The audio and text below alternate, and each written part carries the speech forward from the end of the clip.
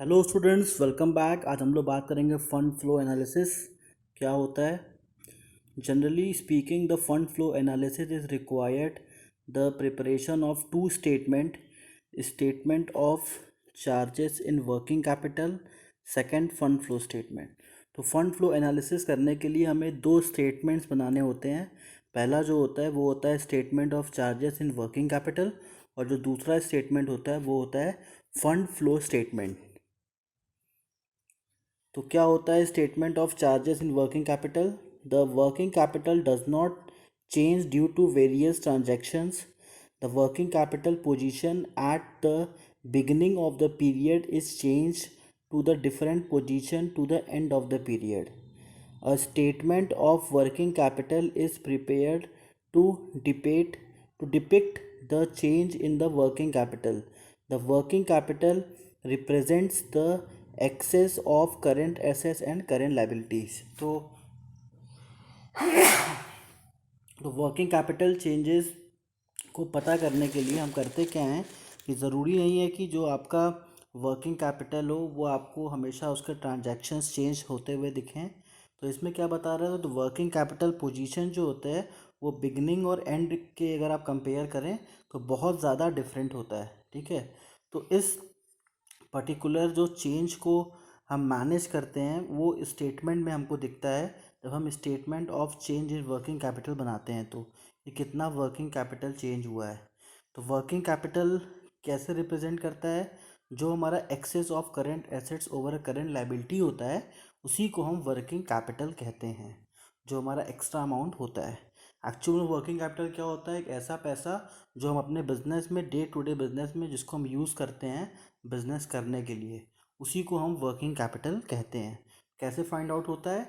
Current assets को current liability से minus करते हैं तो हमारा वर्किंग कैपिटल फाइंड आउट होता है।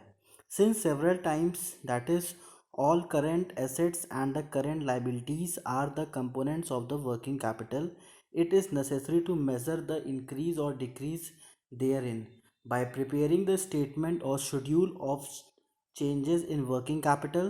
The statement is prepared with the current assets with the current liabilities as appearing in the balance sheet under the consideration.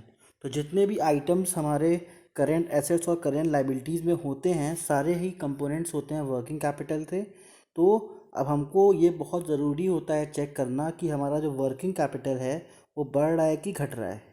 ठीक है, क्योंकि अगर वर्किंग कैपिटल बहुत ज़्यादा कम हो जाएगा तो बिज़नेस करने में हमको प्रॉब्लम होने लगेगी। तो उस चीज़ को चेक करने के लिए हम वर्किंग कैपिटल के चेंज को चेक करते हैं। तो जो स्टेटमेंट हम बनाते हैं उसमें करेंट एसेट्स और करेंट लाइबिलिटीज़ को लिखते हैं जो कि बैलेंस शीट में लिखा होता है, और उसके हेल्प से हम लोग इस स्टेटमेंट को बनाते हैं, statement of change in working capital को। The statement shows the change in the individual item of the current assets and the current liabilities and their effect of working capital. The total increase and the total decrease in the end is compared, and the difference of total increase and the total decrease shows the net increase or the net decrease in the working capital. तो इसमें क्या बता रहा है कि जो ये statement हम बनाते हैं ये हमें दिखाता है हर एक इंडिविजुअल आइटम में कितना चेंज हो रहा है, कितना करेंट एसेट्स में चेंज हो रहा है, कितना करेंट लाइबिलिटीज़ में चेंज हो रहा है, और उसके वजह से वर्किंग कैपिटल में क्या चेंजेस आ रहे हैं। तो अगर टोटल इंक्रीज़ हो रहा है या फिर टोटल डिक्रीज़ हो रहा है वर्किंग कैपिटल में, तो उस चीज़ को फिर हम उस पर वर्क करते हैं कि कितना नेट इंक्रीज़ नेट डिक्रीज़ हो रहा है, उसको देखते हैं वर्किंग कैपिटल में। क्योंकि अगर आप अपने वर्किंग कैपिटल को मैनेज नहीं करेंगे तो आपका बिजनेस जो है वो सही तरीके से नहीं चल सकता। तो वर्किंग कैपिटल वो पैसा होता है जो आपके डे टू डे ऑपरेशन में आपको हेल्प करता है फंक्शन करने में। जिस कंपनी का वर्किंग कैपिटल सही नहीं रहेगा उस कंपनी के डे टू डे ऑपरेशन नहीं सही रहेंगे, डे टू डे ऑपरेशन नहीं सही रहेंगे तो आपकी कंपनी का प्रॉफिट नहीं सही रहेगा। इसीलिए कंपनी इस स्टेटमेंट को बनाती है अपने वर्किंग कैपिटल को देखने के लिए कि वो इंक्रीज़ हो रहा है कि डिक्रीज़ हो रहा है, और पुराने वर्किंग कैपिटल तो उसको कंपेयर भी करती है। अब देखते हैं क्या क्या स्टेप्स फॉलो होते हैं वर्किंग कैपिटल बनाने के लिए। The amount of every item of the current assets of the current year is compare with its amount of previous year. तो अगर हमें कंपेयर करना है तो जितना करेंट एसेट्स हमारा इस साल का है उसके अमाउंट को, एक एक अमाउंट को, और पिछले साल के करंट एसेट्स के अमाउंट को, दोनों को हम कंपेयर करते हैं कि पिछले साल कितना था, इस साल कितना है। If the amount of the current assets of the current year is more than its amount of the previous year, the excess is recorded in the debit column. और अगर इस बार करंट एसेट्स का जो हमारा अमाउंट अगर मोर है, मतलब ज़्यादा है, तो उस कंडीशन में हम क्या करते हैं, जो एक्सेस अमाउंट होता है उसको डेबिट कॉलम में रिकॉर्ड कर देते हैं। अब दूसरा स्टेप क्या है, if the amount of current assets of the current year is less than the amount of the previous year, then the deficiency is recorded in the credit column. तो अगर मान लीजिए करंट एसेट्स और current assets पिछले साल का इस साल का कंपेयर किए और हमारा करंट ईयर का जो एसेट्स है वो कम आ रहा है, तो ये डेफिशिएंसी की कंडीशन है, मतलब अभी गलत अच्छा कंडीशन नहीं है, तो उसको हम क्रेडिट कॉलम में लिख देते हैं। तो डेबिट कॉलम में क्या जाता है, जो हमारा पॉजिटिव बैलेंस होता है, जो हमारा करंट एसेट्स बढ़ा होता है, और क्रेडिट कॉलम में जाता है जो हमारा करंट एसेट्स घटा होता है। तो deficiency is recorded in credit column. Make sure that all the accounts relating to the current assets appearing in the two balance sheet are gone through and differences are properly closed। तो यहाँ पे हमें ये ध्यान देना होता है कि हमने जो भी करेंट एसेट्स में जो भी डिफरेंसेस बना के देखे हैं, मतलब जो भी हमने कंपेयर किया उसको सही तरीके से किया गया है कि नहीं किया गया है, और उसको प्रॉपरली रिकॉर्ड किया गया है कि नहीं। If the amount of each current liability of the current year is more than its amount of a previous year, the excess is recorded in the credit column। अब यहाँ पे करंट लाइबिलिटी के बारे में बात करना है। अगर करंट लाइबिलिटी का अगर हम कंपैरिजन किया जाए, तो वहाँ पे अगर वो इस साल का हमारा करंट लाइबिलिटी एक्सेस हो रहा है, ठीक है, तो उस कंडीशन पे हम क्या करते हैं, उसको क्रेडिट कॉलम में लिखते हैं। वही सिंपल सी बात है, जो नुकसान हो रहा है वो क्रेडिट में जाएगा, जो फ़ायदा हो रहा है वो डेबिट में जाएगा। If the current liability of the current year is less then its amount of the previous year, the deficit is recorded in the debit column. तो यहाँ पे अगर हमारा फ़ायदा हो रहा है, करेंट लाइबिलिटीज़ हमारी कम हो रही है, तो जो उसका जो डेफिसिट आ रहा है उसको हम लिखाएंगे डेबिट बैलेंस में। तो डेबिट कॉलम जो हमारा रिप्रेजेंट करता है इस पर्टिकुलर स्टेटमेंट में, वो हमारे प्रॉफिट को रिप्रेजेंट करता है, और जो क्रेडिट कॉलम होता है वो रिप्रेजेंट करता है हमारे गेन को। Find out the total of all debit amount and all credit amount. उसके बाद हम क्या करते हैं, सारे डेबिट अमाउंट का और क्रेडिट अमाउंट का टोटल फाइंड आउट करते हैं। उसके बाद क्या करते हैं, the above total are compared in the end and the difference shows decrease or increase in the working capital. अब क्या करते हैं, उन दोनों अमाउंट को कंपेयर करते हैं और देखते हैं कि हमारा जो वर्किंग कैपिटल है कितना उसका डिफरेंस दिखा रहा है, कितना इंक्रीज़ हो रहा है, कितना डिक्रीज़ हो रहा है।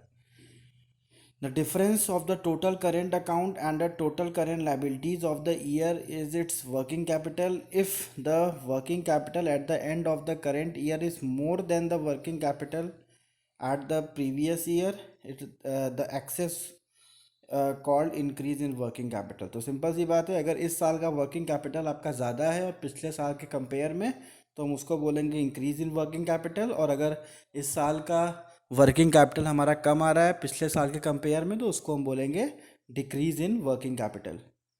We can first prepare the schedule of change in working capital.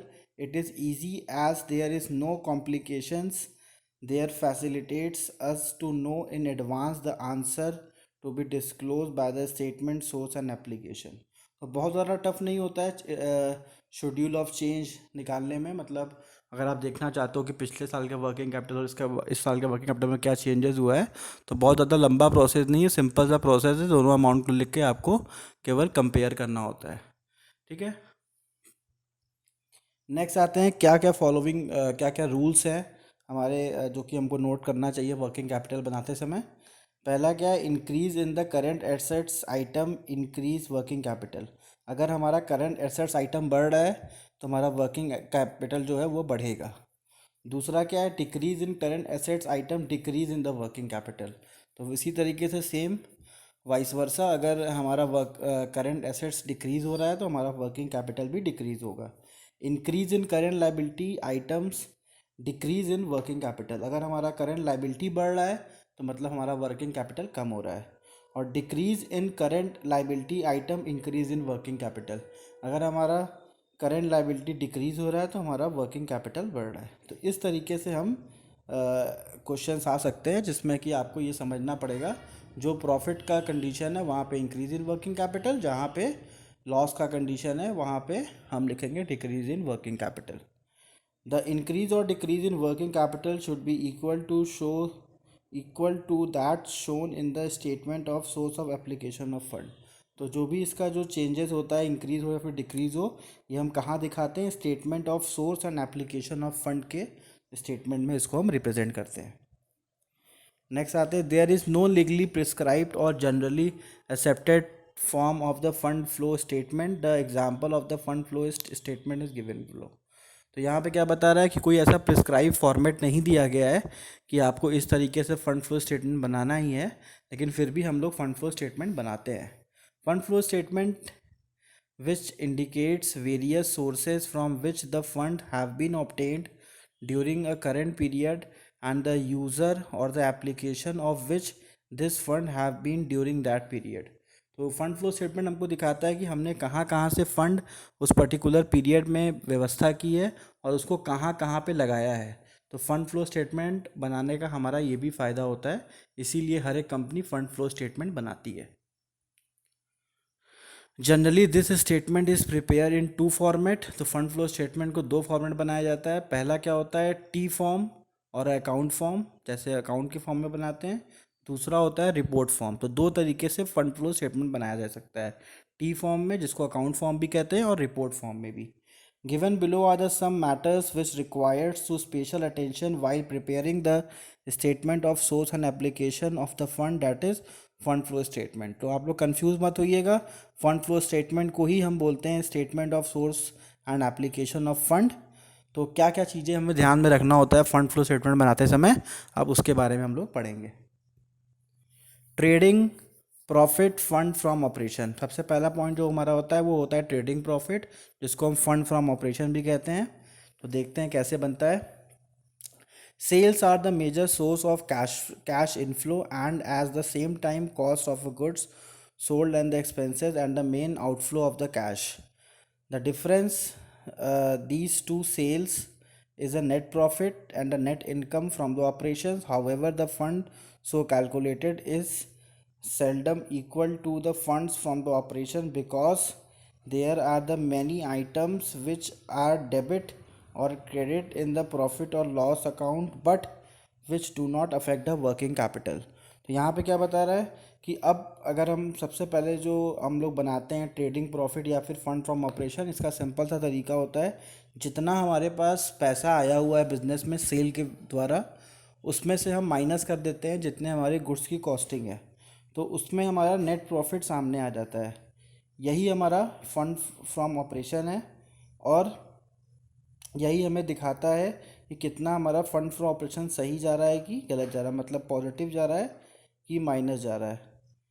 The profit so calculated is equal to the funds from the operation because there are the many items which are debited or credited in the profit and loss account but which do not affect the working capital। तो ऐसे बहुत सारी चीज़ें होती हैं जो हमारे profit and loss को इफ़ेक्ट करती हैं, लेकिन वो हमारे वर्किंग कैपिटल को इफ़ेक्ट नहीं करती हैं। अब आते हैं, hence to calculate fund from operation the following adjustment are to be done. Item to be add back to the net profit, fund flow item, non-fund flow item, item which do not increase the current liability or decrease the current assets are non-fund items। तो यहाँ पे क्या बता रहा है, एक ऐसे item जो कि हमारे करंट लाइबिलिटी को ना तो इंक्रीज करे ना तो डिक्रीज करे, उसको हम लोग क्या बोलते हैं? नॉन फंड आइटम्स कहते हैं। नेक्स्ट आते हैं, they are in brief description and depletion. Description and depletion do not affect the working at all. It is usual practice in every business to write off the depreciation on the fixed assets which is debited to the profit and loss account and corresponding credit is made in representative assets account। In this way it is the only an account entry have been affected the reducing the book value of the fixed assets as well as profit by the same account, thus it affects only the fixed assets, therefore no neutrality the effect the amount, description and the depletion already debited to the profit and loss account are added back to the profit in order to calculate the amount of fund. तो अब यहाँ पे depreciation and depletion में हम क्या करते हैं कि जो भी हमारा डेप्रिसिएशन और डिप्लेशन है हम उसको वापस से ऐड कर देते हैं अपने प्रॉफिट में, ताकि हमको इजी रहे फंड को कैलकुलेट करना कि कितना फंड हमारे बिजनेस में आया है। ठीक है। Amortization of the fictitious and intangible assets. Amortization of the certain fictitious assets is like the nature of the defense revenue expenditure, like preliminary expenses, advertisement suspense account, discount on the issue of shares and debenture, premium on redemption of redeemable preference share or debenture, and the written off of the certain intangible assets like goodwill, trademark and the patents are also the item which are only accounting entities and do not affect the current assets or current liabilities at all. They are therefore added back to the net profit. तो यहाँ पे क्या बता रहे हैं कि अब जितनी भी चीज़ें हमारे इस पर्टिकुलर एक्सपेंसेस में आती हैं, जैसे प्रिलिमिनरी एक्सपेंसेस हो गया, एडवर्टीजमेंट सस्पेंस हो गया, discount on the issue of share हो गया, रिडम्पशन ऑफ डिवेंचर हो गया, ये सारे खर्चे जो हमारे होते हैं हम लोग उसको प्रॉफिट में बाद में जोड़ देते हैं, क्योंकि हमको फंड्स को कैलकुलेट करना होता है। नेक्स्ट आते हैं provision for tax. Provision for tax made out the current years profit also does not affect the flow of fund, so it is added back to the profit. तो जो हम लोग प्रोविज़न फॉर टैक्स बनाते हैं उसको भी फिर हम प्रॉफिट में ऐड कर देते हैं, क्योंकि ये भी ज़्यादा इफेक्ट नहीं करता है फ्लो ऑफ फंड को, तो इसको भी हम ऐड कर देते हैं। उसके बाद नॉन ट्रेडिंग चार्जेस और losses. Item which are non trading charges और losses are called non trading charges और लॉसेस। दे आर, अब देखते हैं non trading charges and losses क्या होता है। Appropriation of the retained earning, transfer of profit, certain reserve such as general reserve, dividend, equalisation fund, sinking fund, reserve for the contingencies और any other reserve do not affect the current assets और current liabilities, so they are added back to the net profit. तो जो भी हमारे non trading charges होते हैं, जो कि हम एक तरीके का रिजर्व बनाते हैं अपनी कंपनी में किसी काम के लिए, उसको भी हम फंड में नेट प्रॉफिट में बाद में ऐड कर देते। तो आपको बहुत ध्यान से समझना होगा क्या क्या चीज़ें हमारे ट्रेडिंग नॉन ट्रेडिंग एक्सपेंसेस हैं और क्या क्या चीज़ें हमको ऐड करने होते हैं, क्योंकि एग्ज़ाम में अक्सर करके ऐसे क्वेश्चंस आ जाते हैं फंड फ्लो स्टेटमेंट को लेके। Propose dividend on share, it is also an appropriation of profit and not a charge and in no way involve a charge in the current assets or current liabilities, so it is added back to the profit। अब हमने कोई मान लीजिए propose dividend के नाम पे कोई पैसा निकाल के रखा है, तो उस पैसे को भी हम उठा के जोड़ देते हैं अपने प्रॉफिट में। Loss on the sale of non current assets, loss on the sale of the fix assets such as building, machinery, furniture, investment which has already been debited to the profit and loss account is not a business loss, does not affect the flow of fund, it is therefore added back to the net profit। तो जितने भी हमारे expenses, जितने भी हमारे loss होते हैं, अगर हम कोई मशीनरी, बिल्डिंग मतलब फिक्स एसेट सेल कर रहे हैं और हमारा जो भी लॉस हुआ है, तो वो भी हम लोग प्रॉफिट एंड लॉस में तो माइनस करते ही हैं, लेकिन फंड फ्लो स्टेटमेंट में उसको हम ऐड कर देते हैं। Item to be deducted from the net profit, the non-fund and non-trading revenue receipts or the income must be deducted from the net profit in order to compute the fund from operation। अब क्या deduct करना होता है net profit से? अभी तक जितना चीज़ हमने सीखा वो सब हम लोग नेट प्रॉफिट में ऐड करते थे। अब क्या क्या चीज़ें में डिडक्ट करना है वो देखते हैं। तो non fund and non trading revenue receipt जो होते हैं और जो हमारे इनकम होते हैं उसको हम लोग इसमें से डिडक्ट करते हैं।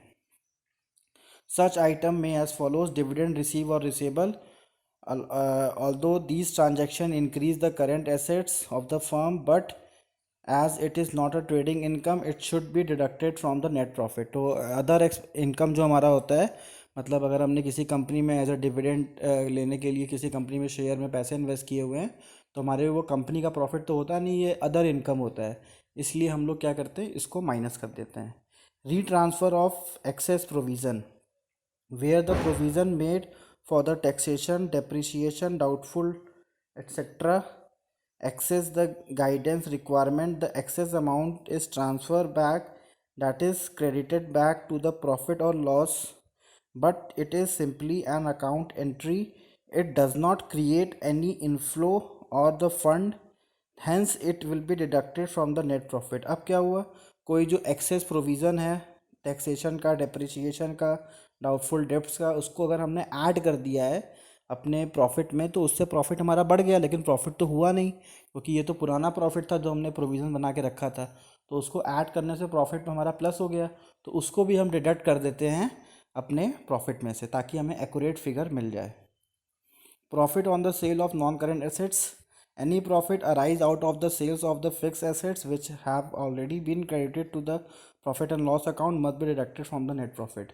तो कोई भी फिक्स एसेट हमने बेचा, उससे हमको फ़ायदा हुआ तो भी हमारे बिजनेस का प्रॉफिट होता नहीं, एक्स्ट्रा प्रॉफिट होता है, तो उसको भी हम माइनस कर देते हैं। Appreciation of fix assets, the amount of the appreciation revaluation of the fix assets if credited to the profit and loss account must be deducted from the profit. अगर हमने अपने पूरे फिक्स एसेट्स का revaluation किया जिसकी वजह से हमारे फिक्स एसेट का दाम बढ़ा हुआ दिखाई दिया, और जो हमारा उसमें जो हमको फ़ायदा दिखाई दिया हमने उसको ट्रांसफ़र कर दिया अपने प्रॉफिट एंड लॉस अकाउंट में, तो ये भी हमारा प्रॉफिट नहीं होता। ठीक है, ये भी हमारा नॉन ऑपरेटिंग प्रॉफिट होता है, इसीलिए इसको भी हम अपने प्रॉफिट में से डिडक्ट कर देते हैं। Calculation of fund from operation, there are the two method to find out the amount of the fund from operation. तो statement form and account form. तो फ्रेंड्स इसके बारे में हम लोग नेक्स्ट वीडियो में डिस्कस करेंगे, इसका जो पार्ट सेकंड वीडियो होगा उसमें हम लोग इसके बारे में डिस्कस करेंगे। थैंक यू, हमारे चैनल को प्लीज़ सब्सक्राइब करिए और शेयर करिए।